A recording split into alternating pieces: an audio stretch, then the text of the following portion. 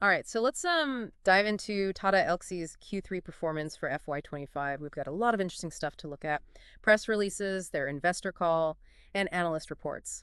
And at first glance, well, it's a bit of a mixed bag. We see a decent revenue number at Rs 939.2 crore, a slight bump from last year.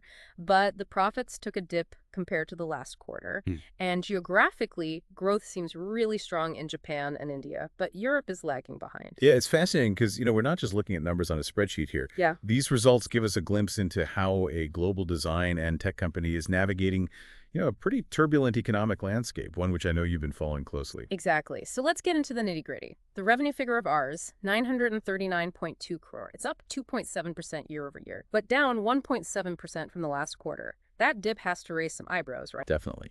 You got to remember, currency fluctuations play a big role for a global company like Tata Elxsi. The euro, pound, and yen have all been on a roller coaster ride, and that directly impacts their earnings. Plus, this quarter saw the full impact of those employee salary increases hitting their books. Okay, so it's like when your carefully planned monthly budget gets thrown off by like a sudden spike in grocery prices or something, makes you rethink things. But how concerned should we be about this dip in profit margins? The EBITDA sits at 26.3%. Is that a red flag? Not necessarily. It's important to consider the context here. Last quarter they had some one-off boosts from like R&D incentives and tax credits, which aren't recurring. This quarter reflects a more normalized picture. And while the dip is noticeable, it's not necessarily a sign of deeper trouble. That makes sense. It's all about perspective and seeing those numbers in the right light. Now let's talk about, well, the elephant in the room, the automotive industry. It makes up a whopping 50% of Tata Elxsi's revenue. And right now, the global auto market is facing a slowdown, especially in Europe, their biggest automotive, well, playground. Exactly.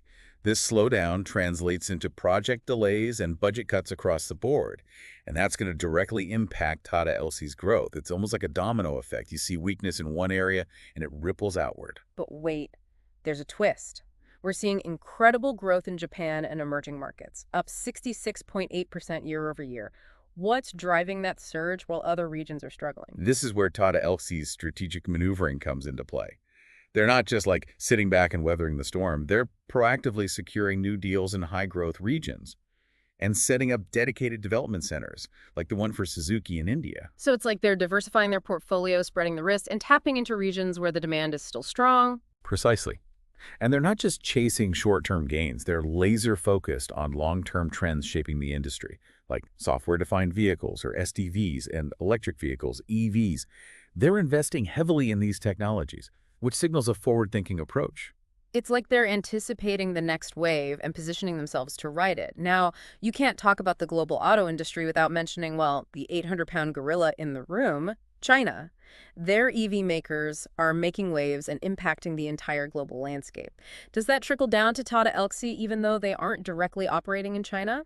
Absolutely. This was a key theme during their investor call. Western OEMs, many of whom are Tata Elxsi's clients, are feeling the heat from the competitive pricing and rapid innovation coming out of China. So even though Tata Elxsi isn't directly competing with Chinese EV makers, they're feeling the pressure indirectly through their client base? Exactly. It's a classic example of how interconnected the global economy is. Shifts in one part of the world can create ripples that impact companies and industries, far beyond their immediate sphere. Okay, so we've covered the roller coaster ride in the automotive sector, but Tata Elxsi isn't a one-trick pony. They've got other irons in the fire. With their media and communications and healthcare sectors, what's the story there? Are they showing signs of life? These sectors are interesting because while they've faced some softness in previous quarters, we're now seeing signs of stabilization. So they are holding steady, not stellar growth, but at least not declining further. What's helping them navigate these choppy waters? They're securing new deals, which is always a good sign, and they're also doubling down on innovation. They're rolling out cutting-edge solutions, particularly in the red-hot area of Gen AI, and that's generating a lot of interest. It's smart to diversify, especially when your core market is facing headwinds. So even with these positive signs, Tata Elxsi is still facing challenges. What's their long game? How are they planning to not just survive, but thrive in this environment? Here's where things get really interesting.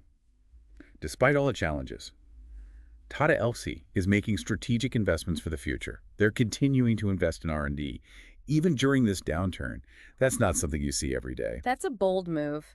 Many companies would be slashing R&D budgets when times are tough. What specific areas of R&D are they focusing on? One key area is their SDD framework called AVNI, which they're developing in partnership with Qualcomm. They're also exploring new frontiers like aerospace and defense. That reminds me of the saying, the best time to plant a tree was 20 years ago. The second best time is now.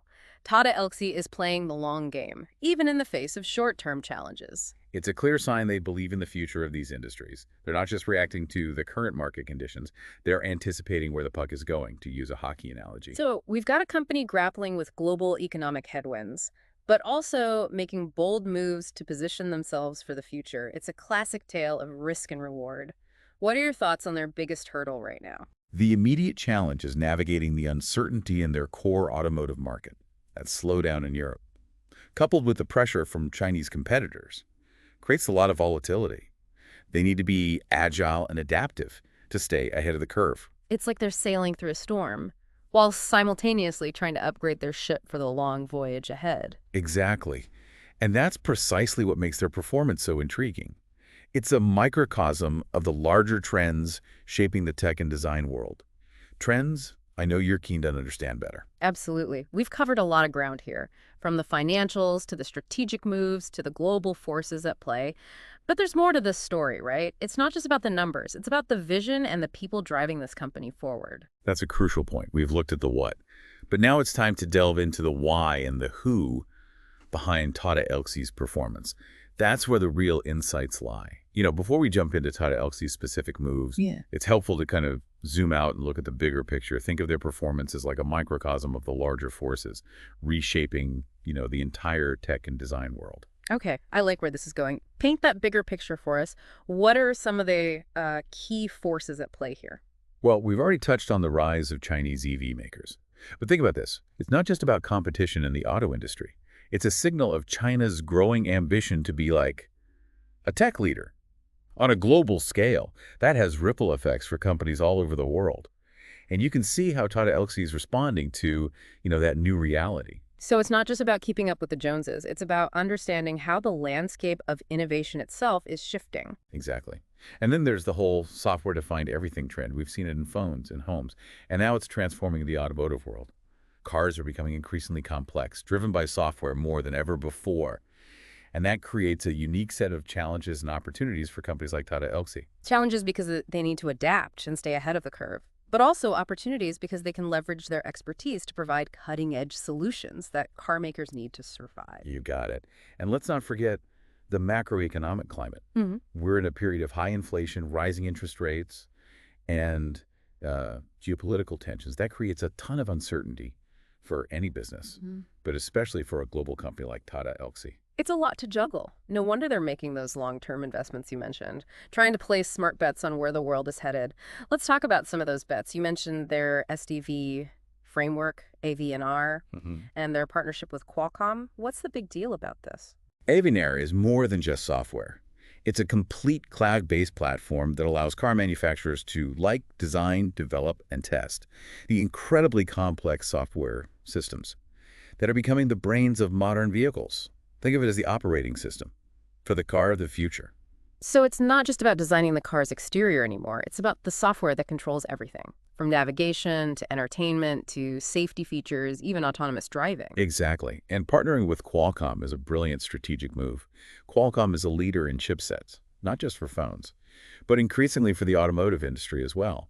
This partnership gives Tata Elxsi access to that cutting-edge hardware and software, and it gives them serious credibility in the SDV space. It's like teaming up with the MVP of the tech world. Tata Elxsi is clearly betting big on SDVs, but what about their move into aerospace and defense? That seems like a whole different ballgame. It is different, but it's a natural evolution for them. They've been working with complex systems in automotive for years, so why not apply that expertise to aerospace and defense?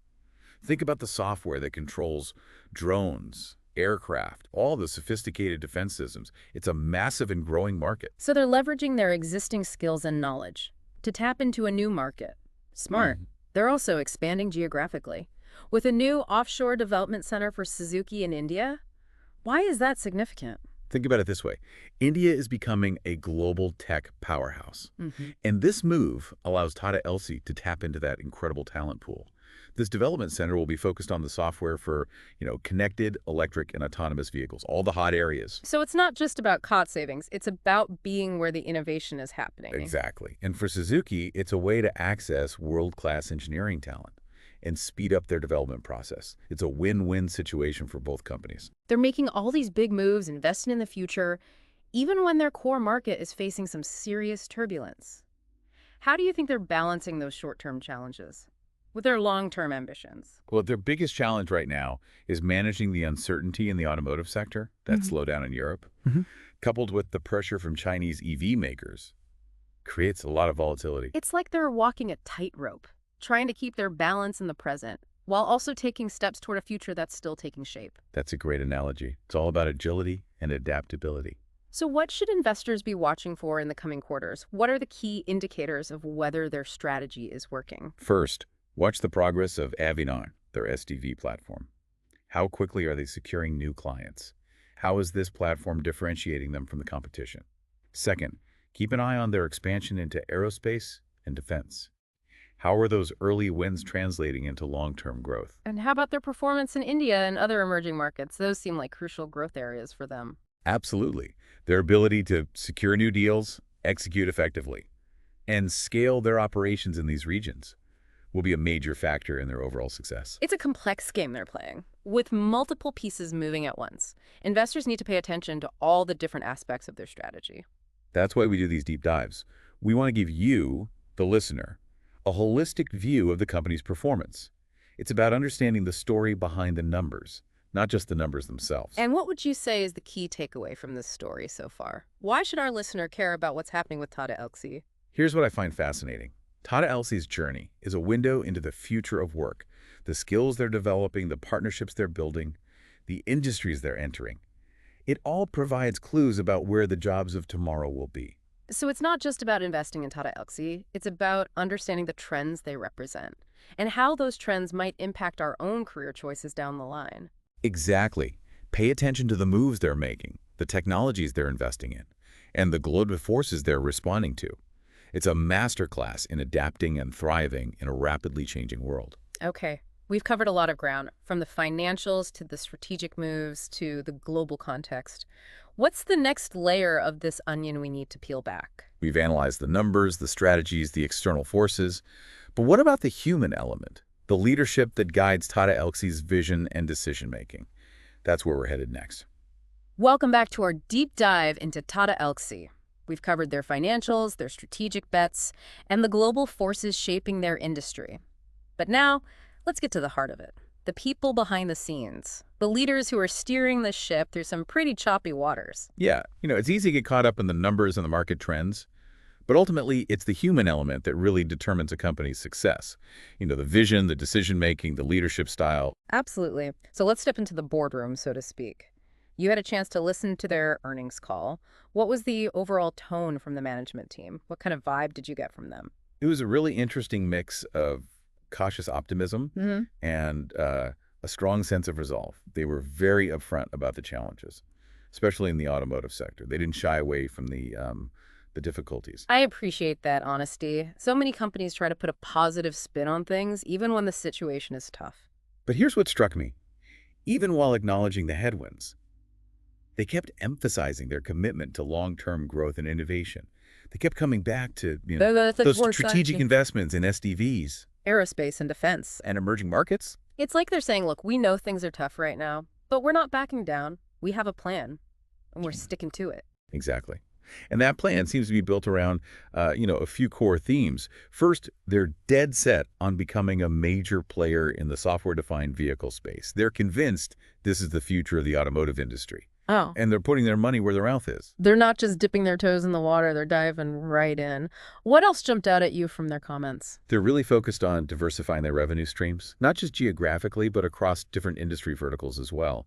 They're clearly aware of the risks of being overly reliant on one particular market or sector. And they're taking steps to mitigate those risks. It's like that old saying, don't put all your eggs in one basket, especially when you're dealing with, a global economy as unpredictable as ours. Right. And then there's the talent question. We all know the tech industry is facing, a global talent shortage.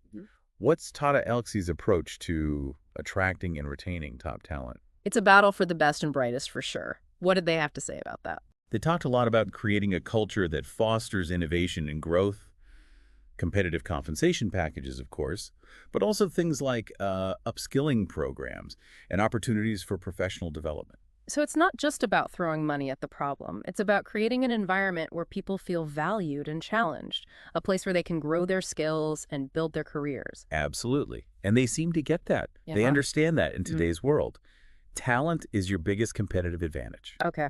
So we're getting a sense of their vision and their approach to talent, but what about their leadership style? What clues did we get about how they make decisions and deal with challenges?